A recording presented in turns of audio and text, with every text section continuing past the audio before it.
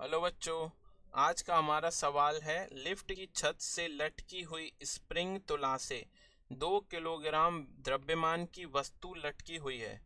यदि लिफ्ट गुरुत्वीय त्वरण g के बराबर त्वरण से नीचे गति करे तो स्प्रिंग तुला का पाठ्यांक होगा। ठीक है, अब देखिए हमारे पास ये कोई लिफ्ट है, ये लिफ्ट है, इसकी छत से आपका स्प्रिंग तुला लटकी हुई है जिस पर ये 2 किलोग्राम का द्रव्यमान है। अब द्रव्यमान पर नीचे की तरफ, ठीक है, द्रव्यमान है और ऊपर ये स्प्रिंग तुला है। अब अगर हम इस द्रव्यमान का मुक्त वस्तु आरेख बनाएं तो इस पर नीचे की तरफ क्या लगेगा, ग्रेविटेशन फोर्स या गुरुत्वीय बल, जिसका मान कितना होगा, 2 गुणा जी के बराबर होगा। और ऊपर की तरफ स्प्रिंग एक बल लगाएगी kx, वही क्या होगा, स्प्रिंग तुला का पाठ्यांक होगा।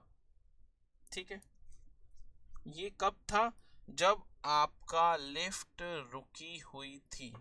ठीक है, यहां से अगर हम देखें तो kx का मान कितना आ गया, 2g के बराबर आ गया। इसको पहला समीकरण मान सकते हैं। अब बोला गया है यदि लिफ्ट g त्वरण से नीचे की ओर गति करे, वही स्प्रिंग तुला है, वही मास है, और अब क्या हो रहा है, लिफ्ट नीचे की तरफ g त्वरण से गति कर रही है। तो अगर हम फिर से वस्तु का मुक्त वस्तु आरेख बनाएं इस द्रव्यमान का, ये पहली कंडीशन में था। अब दूसरी कंडीशन के लिए अगर मुक्त वस्तु आरेख बनाएं तो आपका ये वस्तु है, इस पे नीचे की तरफ क्या लगेगा, भार लगेगा, जो कि 2 गुणा जी के बराबर होगा। ठीक है, ऊपर की तरफ क्या लगेगा, नया पाठ्यांक स्प्रिंग का के x1 मान सकते हैं।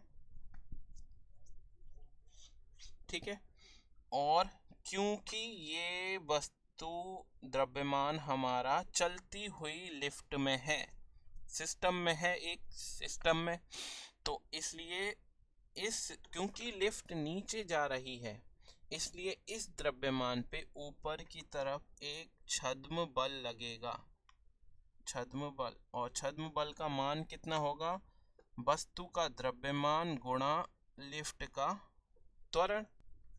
ठीक है, इस कंडीशन में अगर हम समीकरण लिखते हैं तो स्प्रिंग बैलेंस या स्प्रिंग तुला का पाठ्यांक kx1 प्लस छद्म बल 2g बराबर किसके हो जाएगा, वस्तु का भार नीचे की तरफ 2g।